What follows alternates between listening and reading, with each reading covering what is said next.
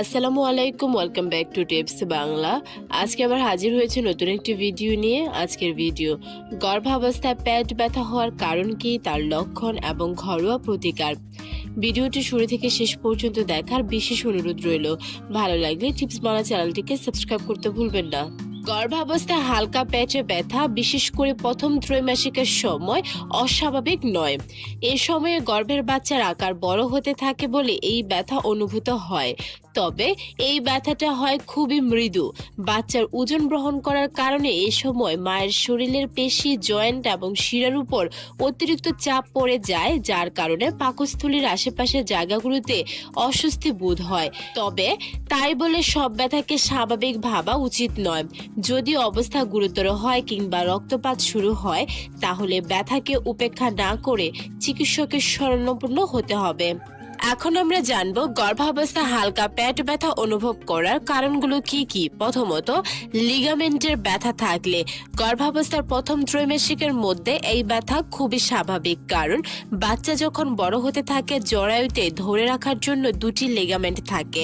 বাচ্চা বড় হওয়ার সাথে সাথে ব্যথাও বাড়তে থাকে। প্রিটার্ম লেবার বা সময়ের আগে বাচ্চা প্রসব হওয়ার লক্ষণ হলে গর্ভাবস্থায় ইউরিন কনস্ট্রাকশন, লোয়ার অ্যাবডোমিনাল, কোমর ব্যথা এবং রক্তপাতও হতে পারে প্রিটার্ম লেবারের লক্ষণ।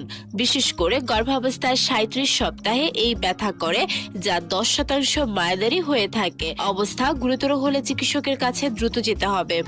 গর্ভাবস্থায় পেটে ব্যথা গর্ভপাতের অন্যতম লক্ষণ হতে পারে। বিশেষজ্ঞদের মতে জেনেটিক অস্বাভাবিকতার ফলে প্রথম ত্রৈমাসিকের মধ্যে গর্ভপাতের ঘটনা ঘটে থাকে। 8 সপ্তাহের মধ্যে গর্ভপাতের ঘটনা ঘটার সম্ভাবনা 85%-এরও বেশি। মার্কিন যুক্তরাষ্ট্রে প্রতি 4 জনের মধ্যে একজনের গর্ভপাত হয়ে থাকে।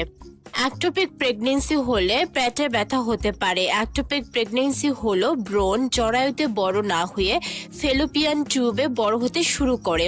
যদি গর্ভধারণের 6 থেকে 10 সপ্তাহের মধ্যে মায়ের পেটে ব্যথা হয় আর রক্ত যেতে দেখেন, তাহলে বুঝবেন ফেলোপিয়ান টিউব ফুলে উঠেছে। দেরি না করে ডাক্তার দেখান, কারণ অ্যাক্টোপিক প্রেগন্যান্সির সময় পেটে ব্যথা খুবই গুরুতর বিষয়। কোষ্ঠকাঠিন্যে সাধারণত হরমোনের ঊর্ধ্বগতি, তরল বা ফাইবার খাদ্য, ব্যায়ামের অভাব, আয়রন ট্যাবলেট বা সাধারণ উদ্বেগের কারণে হতে পারে। কোষ্ঠকাঠিন্য গর্ভাবস্থায় কোনোভাবে স্বাভাবিক হতে পারে না। এমন অবস্থায় দিনে 8 থেকে 10 গ্লাস পানি পান করুন। এতে গ্যাসের সমস্যার সাথে কোষ্ঠকাঠিন্যের সমস্যাও দূর হয়ে যাবে।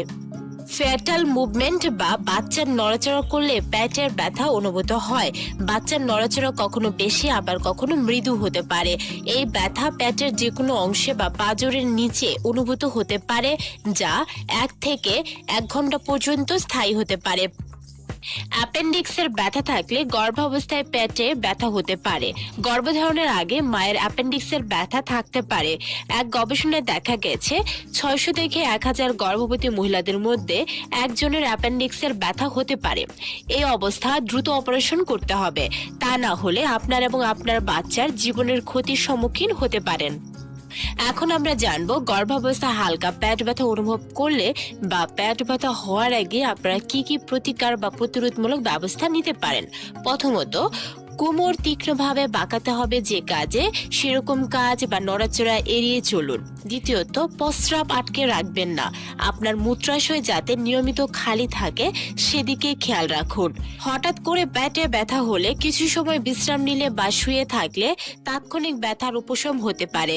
হালকা গরম পানিতে গোসল করলে তলপেটে ব্যথা এবং খিঁচুনি থেকে মুক্তি পেতে সহায়তা করে। গরম পানি বোতলে বা ব্যাগে ভরে ব্যথার জায়গায় প্রয়োগ করলে ব্যথা হ্রাস করতে পারে।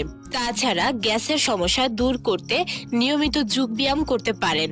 খিঁচুনি কমাতে হঠাৎ করে উঠা বসা না করে ধীরে ধীরে দাঁড়ানো বা বসার অভ্যাস তৈরি করুন। এটি ব্যথা কমাতে সাহায্য করবে। গর্ভাবস্থায় সারাদিন প্রচুর পরিমাণের পানি পান করুন। অল্প করে বারবার খাবার খান। ফল এবং সবজি বেশি খাবেন। গর্ভকালীন ব্যায়ামের বিষয়ে ডাক্তারের সাথে কথা বলতে পারেন। তাছাড়া গর্ভাবস্থায় যদিও পেটের হালকা ব্যথা বা খিঁচুনি তেমন সমস্যার কিছু নেই, তবে যদি আপনি বেশি অস্বস্তি বোধ করে থাকেন, ডাক্তার দেখিয়ে নেওয়াই ভালো। আশা করছি ভিডিওটি দেখে বুঝতে পেরেছেন গর্ভাবস্থায় পেটের ব্যথা স্বাভাবিক একটা ব্যাপার, কিন্তু পেটের ব্যথার লক্ষণ বা তার তীব্রতা দেখে আপনাকে বুঝতে হবে কখন সেটা ঝুঁকিপূর্ণ। যদি ভিডিওটি ভালো লেগে থাকে অবশ্যই টিপস বাংলা চ্যানেলটিকে সাবস্ক্রাইব করতে ভুলবেন না। আজকের মতো বিদায়, আল্লাহ হাফেজ।